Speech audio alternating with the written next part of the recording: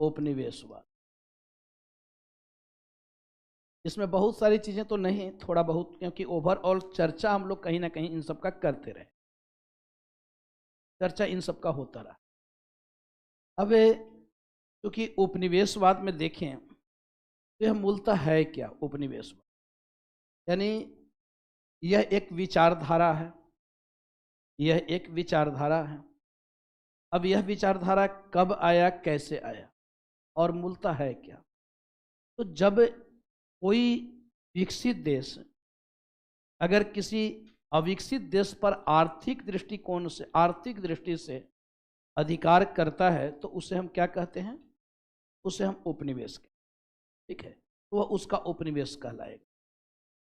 कि जब भी कोई अगर विकसित देश जब किसी अल्प विकसित देश पर आर्थिक दृष्टि से अधिकार कर लेता है, वह उसका उपनिवेश होता है। जैसे कि ब्रिटेन और भारत का संबंध। अब चूंकि ब्रिटेन जो है वह एक विकसित देश था और भारत अविकसित देश था, तो भारत ब्रिटेन का उपनिवेश हो। अब यह क्यों बनाया जाता था और फिर उसमें किया जाता था?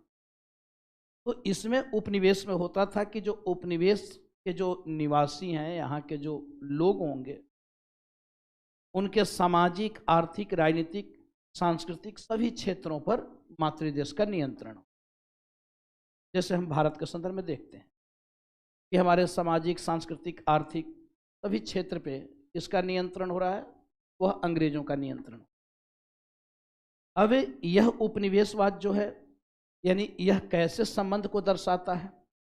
तो यह जो उपनिवेश है, यह शोषक और शोषित के बीच के संबंध को दर्शाने का काम, जिसमें मातृदेश के द्वारा जो औपनिवेशिक देश होगा उसका क्या होगा? वहां पे शोषण होगा। तो यहाँ पे मातृदेश के द्वारा औपनिवेशिक देश का शोषण होगा। कैसे शोषण होगा? तो मातृदेश अपने हितों के अनुरूप उसका शोषण करेगा। अब मातृदेश के हितों की पूर्ति करने के लिए औपनिवेशिक देश का शोषण किया जाएगा, चाहे जैसे भी उसके हितों की पूर्ति हो।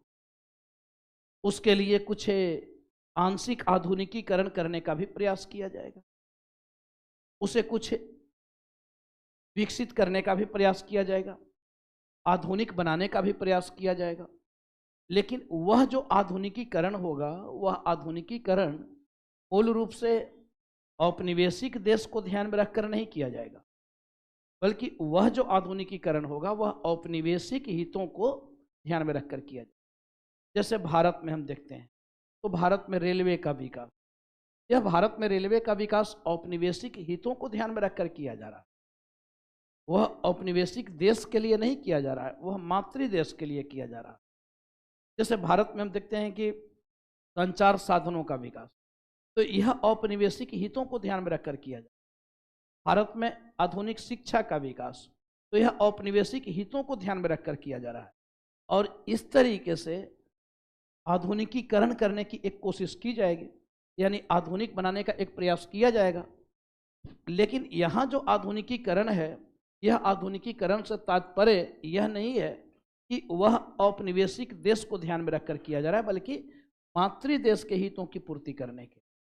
तो इस प्रकार से यह जो उपनिवेशवाद है, यानी उपनिवेशवाद क्या है? तो यह उपनिवेश को लेकर एक विचारधारा है। अब यह विचारधारा आई कब?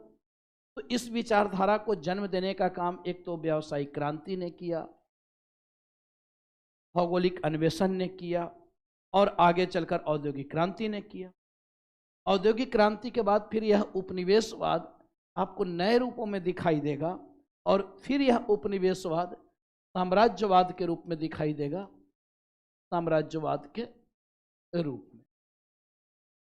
और इसे ही कहा जाएगा नव उपनिवेशवाद के नाम से हम इसे जानेंगे। नव उपनिवेशवाद के नाम से इसे जाना जाएगा, नव उपनिवेशवाद के नाम से इसे जाना जाएगा। अब दोनों में लेकिन अंतर है, दोनों में अंतर है। तो यहाँ पे उपनिवेश स्थापना क्यों किया जा रहा है? तो यह आर्थिक हितों को ध्यान में रखकर, आर्थिक हितों को ध्यान में रख, आर्थिक हितों को ध्यान में रख आर्थिक हितों को ध्यान में रखकर आपको उपनिवेश स्थापित किया जाएगा। यह किसके द्वारा किया जाएगा? तो विकसित देशों के द्वारा, विकसित देशों के द्वारा, विकसित देशों के द्वारा। विकसित देशों के द्वारा यहाँ पे होगा क्या? तो विकसित देशों के द्वारा अविकसित देशों पर आर्थिक दृष्टि से अपना अधिकार स्थापित किया जाएगा। तो जो भी विकसित देश होंगे, विकसित देश के द्वारा अविकसित देश जो होंगे, अविकसित देश, इन अविकसित देश पर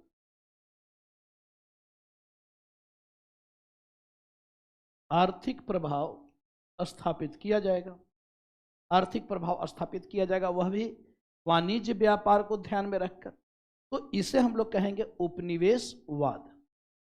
यानी जब यूरोप में पुनर्जागरण हुआ, प्रबोधन हुआ, भौगोलिक अन्वेषण हुआ, नए नए देशों के से लोग परिचित हुए, वाणिज्य व्यापार बढ़ा, अब उस देश पर कैसे आर्थिक नियंत्रण स्थापित किया जाए, तो उसके लिए एक नई विचारधारा का जन्म हुआ जो उपनिवेशवाद के नाम से जाना जा रहा। इसे उपनिवेशवाद कहा जाएगा।